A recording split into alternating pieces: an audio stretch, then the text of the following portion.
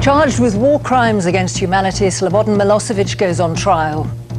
The former Yugoslav president is accused of medieval savagery and calculated cruelty. Released from jail, the Algerian pilot accused of training some of the suicide hijackers. Forget GCSEs, new plans for bright pupils to skip exams.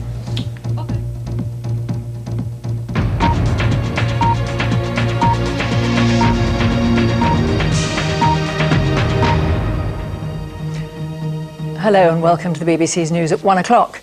In the most important test of international justice since Nuremberg, the former president of Yugoslavia, Slobodan Milosevic, has gone on trial in The Hague. It's taken years to gather the evidence against him, and if convicted, he'll face life imprisonment. The chief prosecutor, Carlo Del Ponte, said he was guilty of medieval savagery and calculated cruelty. Mr. Milosevic is refusing to recognise the court and will carry out his own defence. He's accused of overseeing the murder of thousands of people and the displacement of more than 1 million in 3 Balkan wars.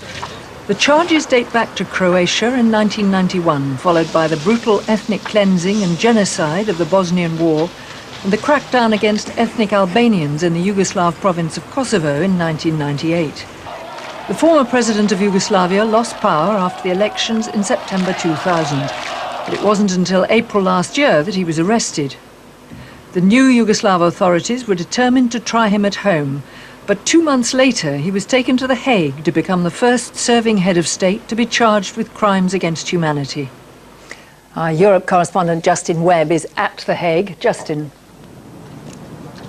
Anna, it's just over a decade since the collapse of Yugoslavia and the terrible wars that followed that event. And the central case against the man being brought here today is that he was behind it all, that he, Slobodan Milosevic, was behind all that misery. The prosecutor versus Slobodan Milosevic. He is accused of the worst crimes in Europe since the Second World War. He is the biggest catch for a war crimes trial since the Nazis. But as the case began this morning, he did not look the slightest bit concerned. The prosecutors know that Milosevic is a tough nut to crack, but they know too that if they are successful, this trial will lay down new rules for international law. And our unique contribution is to bring to justice the persons responsible for the worst crimes known to humankind. I recognize that this trial will make history, and we would do well to approach our task in the light of history. And with that, the prosecutors got down to business, choosing to focus first on single events that captured the horror of all that happened in the former Yugoslavia. They told the story of a heavily pregnant woman forced by the Serbs to leave her home at Visegrad in Bosnia. Because of what was happening, she and many other people took to the woods at night. Indeed, she gave birth to her daughter in the woods at night. In due course, that woman, her baby, and many others were taken to a house that had been prepared for them with petrol on its carpets and presumably floors. And they were burnt alive. And the baby's screams were heard for some 2 hours before it too succumbed. The prosecutors do not say that Milosevic ordered those events, but they ask a simple question. Did he know they were happening? Of course he did. Next, the court was shown this video of Milosevic speaking to Kosovan Serbs in 1987 as they complained about their Albanian neighbours. Evidence, the court was told, of the Serb politician's desire to whip up Serbian nationalism, giving him a taste for power. As the video ended, the former president seemed unrepentant. A short time ago, the court adjourned, Milosevic looking as self-possessed as ever. He will make his opening statement soon. Now, one of the massacres that the court will attempt to lay at Milosevic's door was at Račak in Kosovo in 1999. Our correspondent John Silverman has been back to Račak. The Kosovan village of Račak still grieves for its dead. On January the 15th, 1999, Serb police and militiamen descended on it at dawn. Ram Shabani was one of the lucky ones. More than 40 Albanian men, some mere teenagers, were herded at gunpoint along this path. When the shooting began, he fled. The bullets passed through his coat. His brother and 11 cousins were murdered. They beat us and ordered us up the hill. They made us put our hands behind our heads. After I had run away, much later I came back and I saw mutilated bodies. They were lying all around. These stones have been coloured by war crimes investigators from The Hague. The massacre here is part of the murder charge against Milosevic. More than 24 people were killed at this spot. The photographs show the corpses riddled with bullets. Many of them had been mutilated. They'd all been badly beaten first. War crimes investigators from The Hague have combed every inch of this site for the trial of Milosevic. The murdered of Račak were victims of ethnic cleansing, but Milosevic says he tried to prevent killings. No trial since Nuremberg nearly 60 years ago has been charged with more significance. John Silverman in Račak, one of the many towns, villages, events with which we will be forced to become extremely familiar over the next 2 years or so that this case is likely to go on. Anna. Justin, does Mr. Milosevic have any intention of offering any defence when he's categorically stated that he's simply not going to have anything to do with this trial? He's not going to have anything to do with the trial, and he is not going to recognise the court or offer any formal legal defence offered by lawyers in court. What he is going, and I think we'll see this either later today or tomorrow, is make very lengthy statements in which he tries to suggest that this court is victor's justice, that all that is being done here is that a case is being built against him by those who fought him, those NATO countries who fought him in 1999 in Kosovo. That is going to be the thrust of the Milosevic case. I don't think he's going to try to address any of the particular issues that have been put to him today, but he is certainly going to speak. He's going to speak long and loud. Anna. Justin, thank you. The United States has said that it will not seek the extradition of the Algerian pilot Lotfi Raissi on terrorism charges. The pilot, who lives in Britain, has been accused of training the September the 11th pilots. This morning he was released on conditional bail. He started off as one of America's prime suspects for the September 11th attacks. Today he walked free from Belmarsh High Security Court. The district judge ruled that as there were unlikely to be terrorist charges in the near future, he should be on bail. His wife had fought tirelessly for his release. Today she showed a mixture of delight and anger. At least the justice has been done. I mean, from the beginning we said Lotfi has got nothing to do with all this. We've said it again and again and again. Lotfi has got nothing to do. At least justice has been done today. She called on the Americans to drop the other charges against him of lying to get a pilot's license.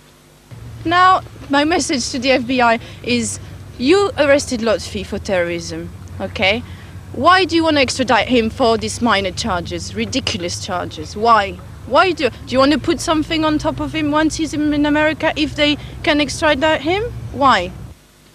Lotfi Raissi was arrested in the middle of the night on the 21st of September. He was suspected of training the terrorists who flew aircraft into the World Trade Center and the Pentagon. He spent 5 months in Belmarsh High Security Prison. But today, the lawyer acting for the American government conceded he may never face terrorist charges. It will raise further accusations that the American government is cutting corners in its war against terrorism. Daniel, is the USA now ready to concede that Lotfi Raissi may actually have spent 5 months in jail for no reason at all? Well, they've had a very awkward morning in court this morning. The lawyer acting on behalf of the US government was forced to admit that there may never be terrorist charges against Lotfi Raissi, because for the last 5 months they've held him on these specimen charges of lying about his pilots to get his pilot's license, but all along they've said that there are going to be terrorist charges to follow, that he was a key part of the conspiracy for the September 11th bombing. Well, today they had to admit that there may never be terrorist charges. They said that the investigation was still continuing and he was still a suspect in that investigation, but the district judge made it quite clear that he'd had enough. He said that these holding charges were not enough for Lotfi Raissi still to be kept in prison, and that's why he was set free this morning. So what happens to him now, Daniel? Well, he is still facing these charges of lying in order to get his American pilot's license, and the Americans are still pursuing him to extradite him on those charges. Now, he is very keen that those charges, which he says are such small charges that they wouldn't normally be pursued, they should be dropped. But the Americans are still hoping that they will get him in their hands and be able to ask him about September the 11th. But there's a legal problem there. If they extradite him just on the pilot's license charges, they can't pursue him in America on terrorist charges without referring back to Britain. So things are very unclear, and it may be that he ends up not being charged with anything at all. Daniel, thank you. Meanwhile, the FBI has taken the dramatic step of issuing an immediate worldwide terrorist alert. They want the police and public to watch out for a Yemeni national who may be planning an attack as soon as today, either in the United States or on Americans abroad. The agency says it's acting on information from Al-Qaeda suspects being held at Guantanamo Bay. The most specific terrorist alert yet from the FBI. The names and faces of over a dozen suspects were hurriedly posted on the World Wide Web last night, with a warning: an attack on the United States or US targets in Yemen might come as early as today. Though officials admit the information is sketchy, they're not even sure if this alleged ringleader is alive or dead. It's Al-Qaeda detainees from Afghanistan, some of them now in Guantanamo Bay, who apparently provided the information. Some, it seems, are becoming more cooperative. And the threat has once again focused attention on Yemen as a potential terrorist hideout. Not only are many of these latest suspects described as Yemeni nationals, it was here 16 months ago that a bomb attack on a US warship killed 17 American soldiers. Reports from Pakistan say police have arrested the British-born Islamic extremist Sheikh Omar. He's suspected of masterminding the kidnap of American journalist Daniel Pearl. Pearl disappeared on January the 23rd. The brightest pupils in England could be allowed to skip some GCSEs and start studying AS levels instead. It's part of a range of reforms set up by the Education Secretary, Estelle Morris. All 7-year-olds will have the right to learn a foreign language by the end of the decade. There are still over 80 flood alerts in place across parts of northern England, Wales and the Midlands. In the city of York, the River Ouse is expected to peak at 15 feet above the normal level this afternoon. Inflation has jumped unexpectedly. The underlying rate rose 0.7% last month to 2.6%, and the headline rate, which includes mortgage interest payments, rose by 0.6% to 1.3%. That's it. More news in an hour. Hello again. We still have a problem with the floods, particularly in Paris and over towards Shropshire. There, the floodline number for you, should you have any concerns. Rain will spread across southern parts of England and Wales through the afternoon. Showers will sink from north to south across Scotland and Northern Ireland. Following on those showers in the north, it will turn noticeably colder, not only there, but also across other parts of the British Isles. As we move on through the next few days, there will be some nighttime frost, a little bit of fog as well, but it should stay essentially dry.